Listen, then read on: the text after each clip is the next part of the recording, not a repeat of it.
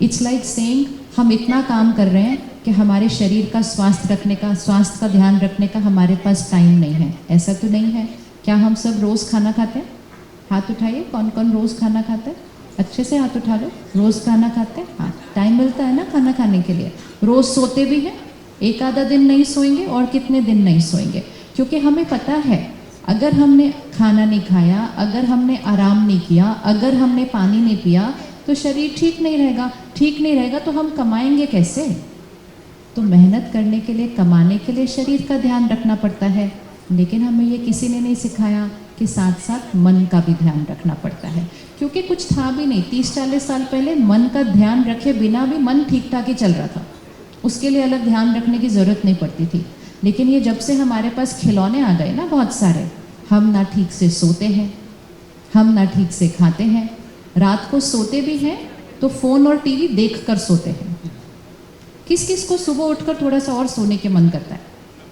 मेरे को तो करता है। इसलिए आपको पता है हमारे खिलौने पे स्नूज़ बटन इसीलिए है कि 6-7 घंटे सोने के बाद अब 6 मिनट और सोइए।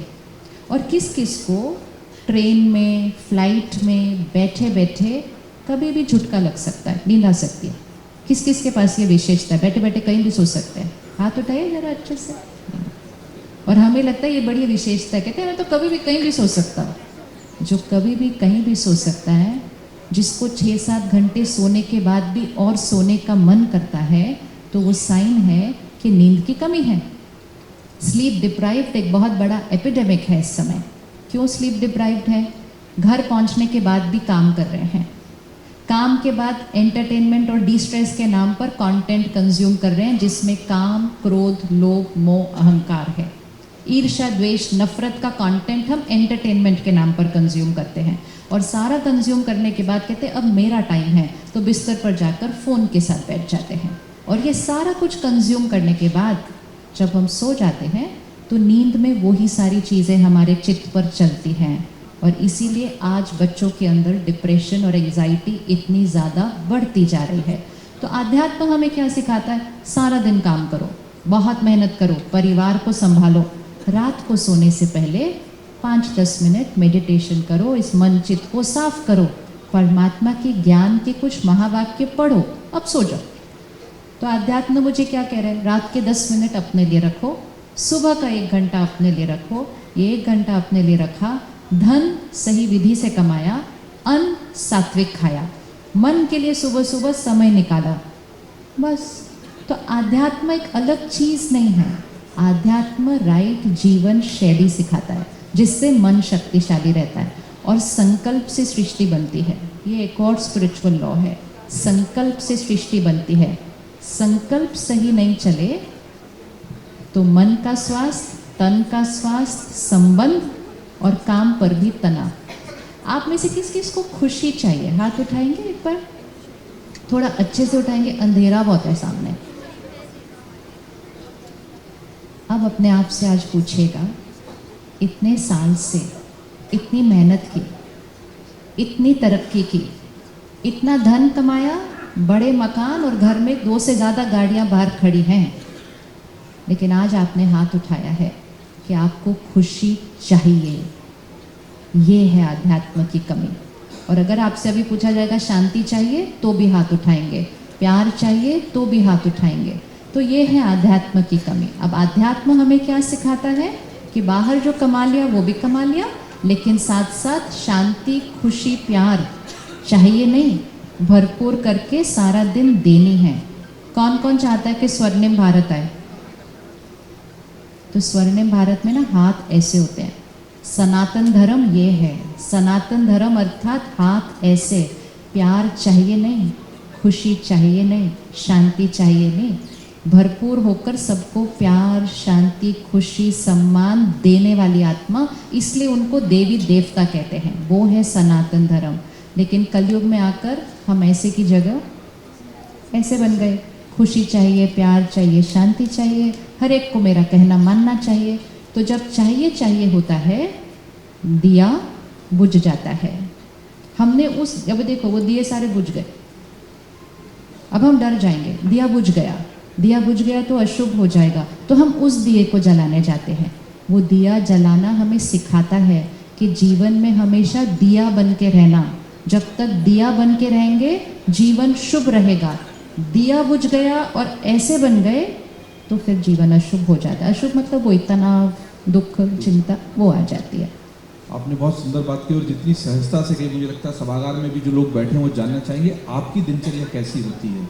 दिनचर्या सुबह शुरू होती है ब्रह्म मुहूर्त अमृत वेले से। 4 से 5 बजे का सुबह का समय राजयोग के अभ्यास के लिए है, मेडिटेशन के लिए है। उसके बाद शारीरिक व्यायाम, योगा करो या वॉक पे जाओ। उसके बाद 6:30 से 8 बजे तक हमारी क्लास होती है, मतलब अध्ययन करते हैं। और उसके बाद का समय हर रोज़ अलग होता है। कोई अपनी नौकरी पे जा रहा है, कोई अपना बिजनेस कर रहा है, हम सेवा पे जा रहे हैं। फिर रात को सोने से पहले फिर 10 मिनट वो साफ करके योग करके फिर सोना। और सारा दिन में कर्म योग। ध्यान रखना है कि कर्म करना है लेकिन स्थिति योगी की रखनी है, वो कर्म योग। तो जैसे ही स्थिति थोड़ी हिलती है तो वापस ठीक करना है उसको, कर्म योगी जीवन। इससे कभी डेविएट होती है इस लाइफस्टाइल से, दिनचर्या से? लाइफस्टाइल से नहीं डेविएट होते, इस स्थिति दिनचर्या- में कभी डेविएट हो सकते हैं, लाइफस्टाइल में नहीं डेविएट, वो तो नेचर बन गई है। क्योंकि मैंने ऐसे बहुत से लोग देखे हैं जो इस तरह की दिनचर्या को शुरू करते हैं पर टिक नहीं पाते हैं उस पर। उतना कड़ा अनुशासन नहीं रह पाता, उनको लगता है ये बंधन है, ऐसा तो नहीं हो सकता रोज।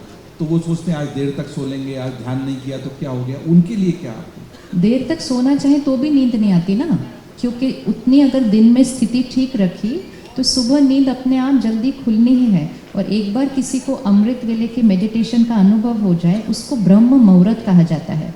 मतलब वो 24 घंटे का मुहूर्त समय है, हाईएस्ट वाइब्रेशनल टाइम। तो मुहूर्त के समय कोई सोएगा तो क्या कहेंगे? तो जिसने सोया उसने खो दिया फिर। तो हम नहीं सो सकते उस समय पर। हमारे अगले सत्र के वक्ता मशहूर क्रिकेटर वीरेंद्र सहवाग, जिनकी हरियाणा की खुद की ताली बजा दीजिए, वो आ गए हैं सभागार में।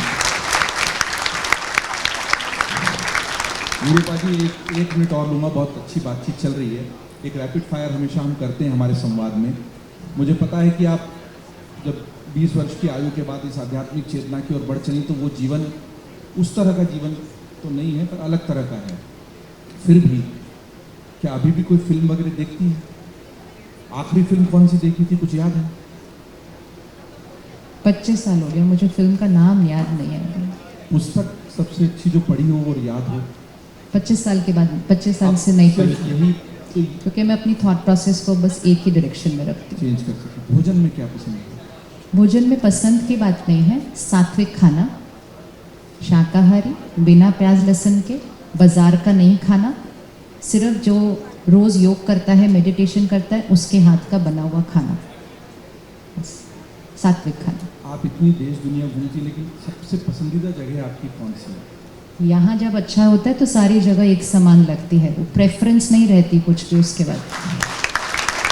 मुझे लगा था कि ऐसा ही कोई आध्यात्मिक उत्तर आएगा। हमने सत्र की शुरुआत की थी जब हमने केवल 1 मिनट के लिए खुद को ध्यान में डुबा लिया था और उसके बाद हम एकाग्र हो गए थे इस चर्चा से। मुझे लगता है कि आपकी बात के साथ और इसी तरह की कुछ ध्यान अध्यात्म के साथ अगर ये सत्र विराम पर आएगा, बातचीत तो आपसे बंद करने का मन नहीं कर रहा है, ऐसा लग रहा है आपसे बात करते रहें, सुनते रहें, क्योंकि हमें भी इस तरह की बातों से उस लाइफ साइकिल से ब्रेक मिलता है जिसमें हम उलझे रहते हैं और इन सब बातों से जुड़ नहीं पाते। तो मैं चाहूँगा कि संवाद के इस सुंदर प्रथम सत्र का समापन भी आपके उसी विचार से हो। फिर से सीधा होकर बैठते हैं, ध्यान को वापस भ्रिकुटी के बीच केंद्रित करें जहाँ तिलक लगाते हैं, और अपने आप को देखें, इस शरीर को चलाने वाली चैतन्य शक्ति। मैं दिव्य आत्मा, शुद्ध आत्मा, सबको प्यार, शांति, खुशी देने वाली संपन्न आत्मा, भरपूर आत्मा, संतुष्टता मेरा संस्कार है, सफलता मेरा स्वभाव है, संसार परिवर्तन करने वाली मैं शुद्ध पवित्र सत्युगी आत्मा, दिव्य आत्मा, पवित्रता, शक्ति, शांति, खुशी, प्यार, ज्ञान, आनंद, ये मेरे संस्कार हैं। मेरे संस्कारों से ही मेरा संसार स्वर्णिम युग बनता है। ओम शांति। शुक्रिया। ओम शांति। और बहुत बहुत धन्यवाद बीके शिवानी जी, बहुत अच्छा लगा अमर उजाला के संवाद में आने के लिए। आपकी इतनी अधिक व्यस्तता के बीच और एक परिवार में भी आपको कहीं जवाबदारी थी, उसके बावजूद आपने पूरा समय दिया। हम अमर उजाला परिवार की ओर से बहुत आभार व्यक्त करते हैं। बहुत बहुत धन्यवाद। और हम उम्मीद करते हैं कि आप इसी तरह से सकारात्मक ऊर्जा से दुनिया को बेहतर संदेश देकर अच्छाई की ओर ले जाते रहेंगे। धन्यवाद। वाकई में ये हम सभी का सौभाग्य है कि हमें आज इतना कुशल मार्गदर्शन मिला। एक पल लेना चाहेंगे हम आदरणीय ब्रह्म कुमारी सिस्टर शिवानी जी का आभार व्यक्त करने के लिए। मैं विनम्र अनुरोध करती हूँ श्री विजय गुप्ता जी से, अमर उजाला से, कि वे मंच पर पधारें और हम सब की ओर से उनका आभार व्यक्त करें एक स्मृति चिन्ह के माध्यम से। आपकी उन जोरदार सम्मान भरी तालियों के मध्य, जहाँ आज हम सभी को ये कुशल मार्गदर्शन मिला कि वाकई में जीवन जीने के वो सही मूल्य क्या हैं और मन की शांति के सूत्र कैसे बांधते हैं। बहुत बहुत धन्यवाद। And once again we thank our moderator for this session, Jaideep Karnik. Please give it up, ladies and gentlemen.